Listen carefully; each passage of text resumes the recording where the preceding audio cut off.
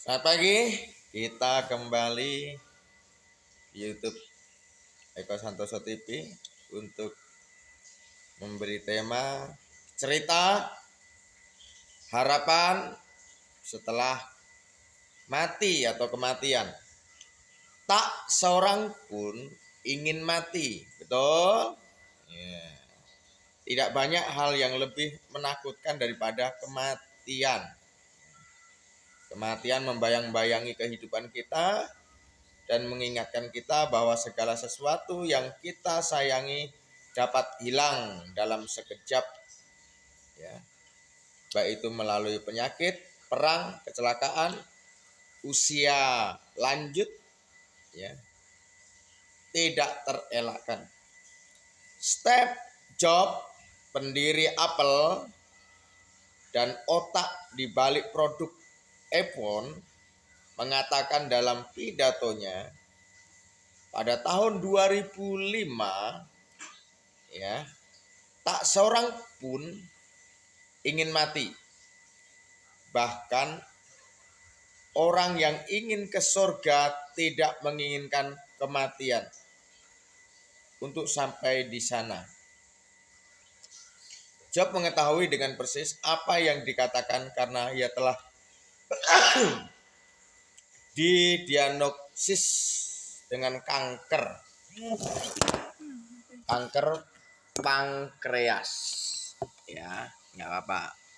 Adik adalah kembang. Ya, selanjutnya, aku hidup dengan diagnosis itu sepanjang hari, kenangnya. Job meninggal dunia pada tahun 2011. Kematian melambangkan suatu akhir. Kematian tidak dapat ditawar. Itu menandakan akhir. Kematian melambangkan kehilangan yang mutlak.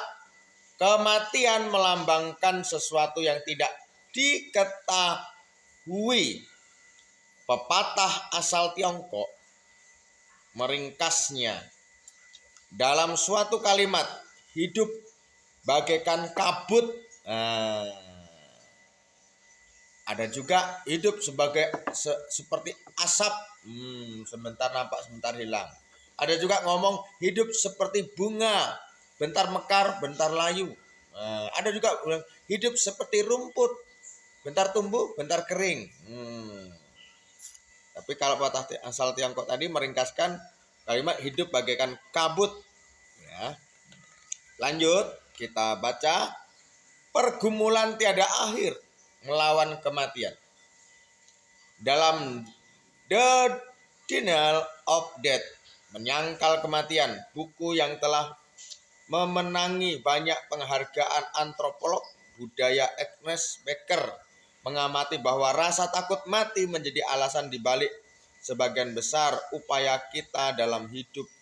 Ia menulis tidak ada hal lain yang begitu menghantui manusia seperti perasaan takut mati. Itulah hal utama yang mendorong kegiatan manusia, kegiatan yang dibuat terutama untuk menghindari fatalnya kematian. Ya. Kita lanjut.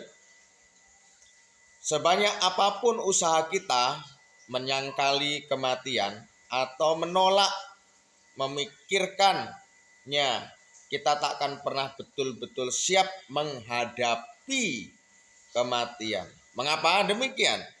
Ketakutan semacam itu berakar pada sifat manusiawi kita. Gagasan akan kematian bertentangan dengan naluri kita untuk bertahan hidup selamanya. Apakah bisa?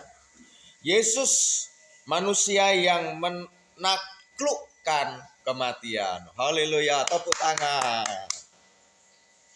Sekitar 2000 tahun yang lalu hiduplah seorang manusia yang mengajarkan di mana-mana bahwa dialah jalan dan kebenaran dan hidup. Namanya adalah Yesus, dan dia dengan berani menyatakan bahwa dialah anak Allah dan dia akan mengalahkan kematian. Wow, ya, mengalahkan kematian. Dengan bangkit dari kematian, Yesus menunjukkan bahwa dia telah menaklukkan dosa dan kutuk kematiannya. Karena apa? Karena hanya Yesuslah yang bisa menghidupkan orang mati, dan Yesuslah yang mati dan hidup lagi dan ke surga. Kita lanjutkan ya.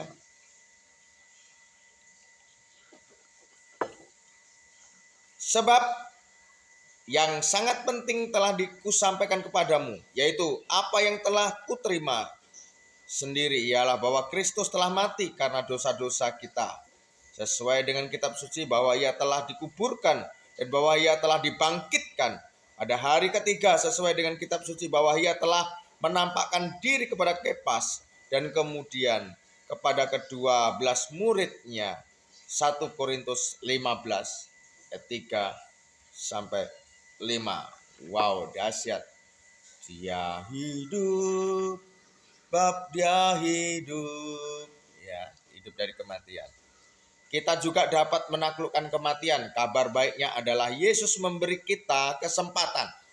Yesus memberi kepadamu kesempatan. Kesempatan apa? Untuk mengalami kemenangan atas dosa dan kematian. Bagaimana caranya? Dengan mencapai bahwa Yesus mati untuk menggantikan kita, mengikutinya. Ya, jadi kita harus mengikuti Yesus. Yesus memberi kita kesempatan untuk mengalami kemenangannya atas dosa dan kematian. Ya, karena begitu besar kasih Allah akan dunia ini, sehingga ia telah mengaruniakan anaknya yang tunggal, supaya setiap orang yang percaya kepada siapa? Kepada Yesus Kristus, ya, kepadanya tidak binasa, tidak mati, ya, melainkan beroleh hidup yang kekal.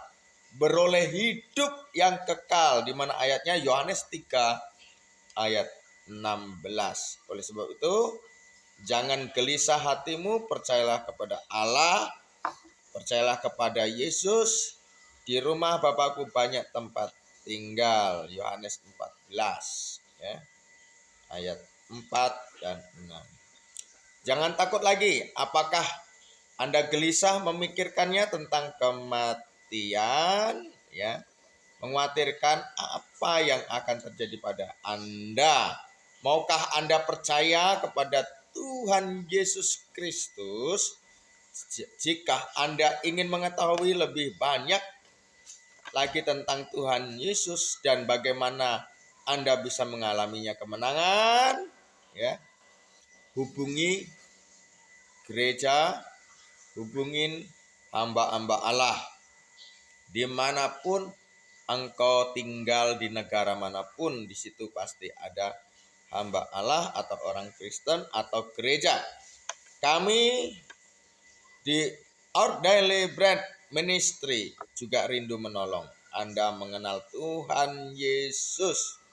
Kunjungi situs www.santapanrohani.org, ya. Demikian kita berdoa. Tuhan, terima kasih. Engkau Tuhan Yesus Kristus yang menaklukkan kematian.